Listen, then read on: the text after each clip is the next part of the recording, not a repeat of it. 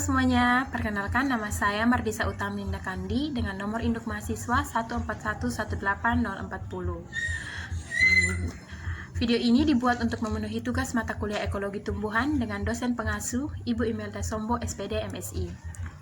Pada kesempatan kali ini saya akan menjelaskan tentang ketergantungan dalam ekosistem dan siklus air. Yang pertama adalah ketergantungan dalam ekosistem. Ketergantungan hidup tumbuhan terjadi secara kompleks mirip dengan ketergantungan hidup yang terjadi dalam masyarakat manusia dengan segala bentuk kelas sosial mereka. Oleh karena itu, spesies-spesies tumbuhan yang mengalami ketergantungan hidup dalam masyarakat, tumbuhan akan membentuk golongan-golongan ekologi. Sehingga anggota dari golongan ekologi yang sama akan memiliki bentuk kehidupan dan pola hubungan dengan lingkungan yang serupa.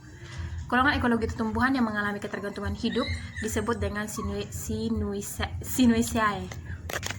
Sinuisiae adalah suatu golongan tumbuhan yang mempunyai bentuk kehidupan serupa, menduduki relung yang sama, dan memainkan peran yang serupa. Sinuisiae juga didefinisikan sebagai kumpulan-kumpulan individu, spesies secara ekologi yang memiliki tuntunan kebutuhan hidup serupa pada suatu habitat, meskipun secara taksonomi individu spesies tersebut berbeda. Di dalam kehidupan ekosistem terdapat saling ketergantungan antara satu spesies tumbuhan dengan spesies tumbuhan lainnya. Misalnya, dalam hal naungan, air, hara, mineral, dan relung. Sehingga keterkaitan atau ketergantungan antara satu tumbuhan dengan tumbuhan lainnya dapat saling menguntungkan, juga dapat saling merugikan atau mematikan.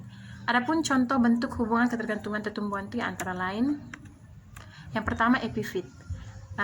Epifit ini merupakan semua tumbuhan yang menempel dan tumbuh pada tumbuhan lain untuk mendapat sinar matahari dan air. Epifit tidak bergantung pada bahan makanan yang berasal dari tumbuhan yang ditempeli, karena dia mendapat unsur hara dan mineral-mineral yang terbawa oleh udara, air hujan, atau aliran batang dan cabang tumbuhan lain. Epifit juga mampu melakukan proses fotosintesis yang untuk pertumbuhan dirinya, sehingga dia bukan parasit. Kalau contoh yang kedua yaitu tumbuhan parasit. Tumbuhan parasit ini berbeda dari epifit, yaitu tumbuhan parasit sendiri merupakan tumbuhan yang hidup menempel pada tumbuhan lain dan mengambil makanan dari tumbuhan inang. Tumbuhan parasit dapat digolongkan menjadi dua, yaitu tumbuhan semiparasit dan tumbuhan parasit sempurna. Yang ketiga ada mikoriza. Mikoriza ini merupakan bentuk hubungan simbiosis mutualisme antara cendawan atau mikos dengan perakar atau rhizos pada tumbuhan berdasarkan cara menginfeksi pada akar tumbuhan inang. Mikoriza dikelompokkan dalam 3 golongan, yaitu ektomikoriza, endomikoriza, dan ektedomikoriza. Yang keempat, nodul akar. Nodul akar atau bintil akar ini merupakan simbiosis mutualisme antara bakteri Rhizobium spp dengan akar tumbuhan. Yang kelima ada tumbuhan pencekik. Tumbuhan pecekik atau stranger adalah spesies tumbuhan yang pada awalnya hidup sebagai epifit pada suatu pohon, setelah akar-akarnya mencapai tanah dan dapat hidup sendiri lalu mencekik, bahkan dapat menumbuh pada pohon tempat tertumbuh. Yang berikutnya, yang keenam adalah liana, merupakan spesies tumbuhan yang merambat. Tumbuhan ini memiliki batang yang tidak beraturan dan lemah, sehingga tak mampu mendukung tajuknya. Liana berkayu di hutan-hutan merupakan bagian vegetasi yang membentuk lapisan tajuk hutan dan mampu mendesak tajuk-tajuk pohon tempat tertumbuh. Yang berikutnya, hewan hutan atau satwa liar. Hewan hutan atau satwa liar merupakan bagian yang tidak dapat dipisahkan dengan masyarakat tumbuhan. Hewan tersebut selain sebagai konsumen untuk sumber makanannya, juga menggunakan tumbuhan untuk tempat beraktivitas, khususnya hewan arboreal, misalnya monyet, tupai, siamang, dan lain-lain. Yang berikutnya adalah interaksi tumbuhan dengan ekosistem. Dalam suatu ekosistem ini, jenis-jenis tumbuhan dan organisme hidup bersama-sama dan saling berinteraksi. Dalam suatu komunitas, misalnya hutan, bermacam-macam komunitas tumbuhan seperti pohon perdu, semak, herba, lumut, dan sebagainya. Tumbuh dan berkembang, berinteraksi satu dengan lainnya, menyesuaikan diri dengan lingkungannya.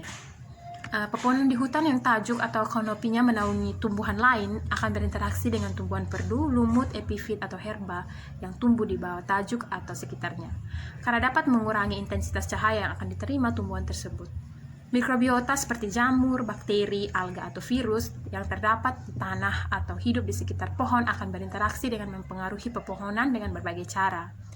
Pengeraian atau dekomposi dari tumbuhan yang mati akan memberi dan menambahkan bermacam-macam senyawa organik dan anorganik ke dalam tanah dan sekitarnya.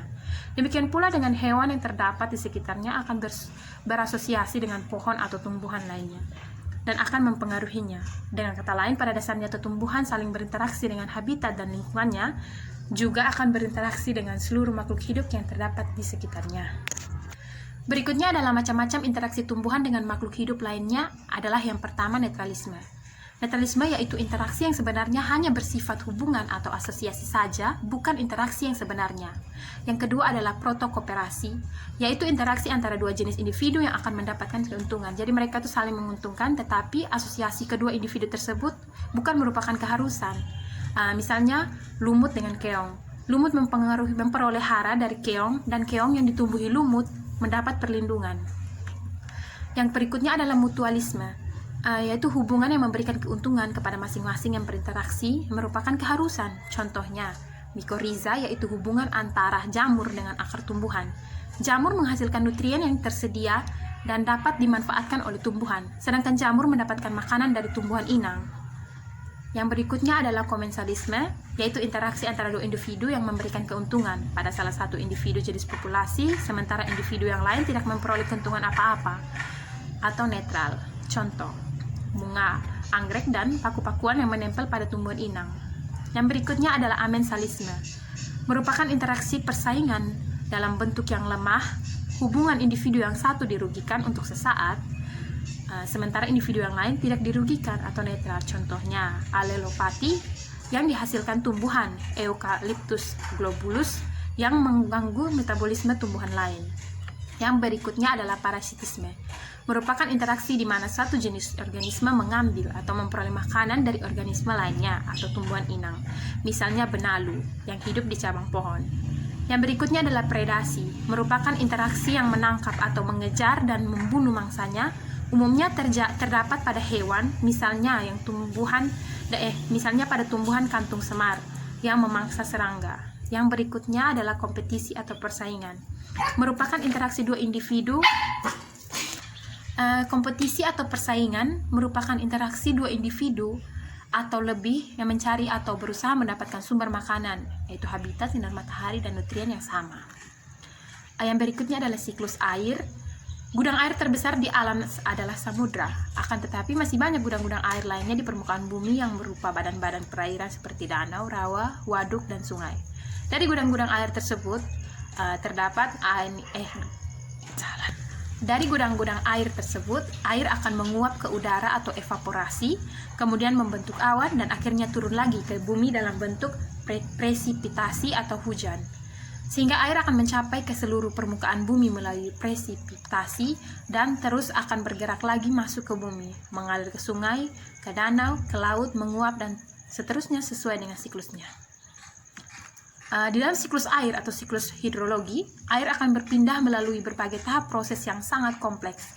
Apalagi pada permukaan bumi yang bervegetasi seperti hutan, maka proses hidrologi menjadi lebih kompleks. Dalam siklus air, pohon merupakan media pemindahan atau transfer air hujan ke tanah melalui proses penahanan sementara air hujan oleh tajuk pohon, aliran batang, dan air lolos, serta sebagai pemindahan air dari dalam tanah ke vegetasi dan ke atmosfer melalui evapotranspirasi. Butir-butir air hujan yang jatuh ditahan oleh tajuk pohon sehingga tidak langsung menimpa tanah. Penahanan air hujan oleh tajuk pohon akan mengurangi risiko tetesan langsung ke tanah sehingga aliran permukaan atau air yang mengalir di permukaan tanah dapat dikendalikan. Air hujan yang ditahan oleh tajuk pohon sebagian dialirkan perlahan-lahan melalui batang yang disebut sebagai aliran batang atau stem flow. Sebagian jatuh langsung dari tajuk atau melalui penetesan dari daun dan cabang-cabang pohon yang disebut sebagai air lolos.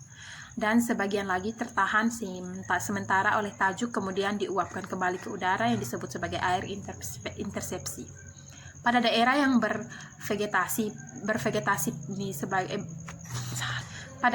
bervegetasi pohon, air lolos dan aliran batang merupakan bagian dari presipitasi yang sampai ke permukaan tanah dan masuk ke dalam tanah melalui proses infiltrasi.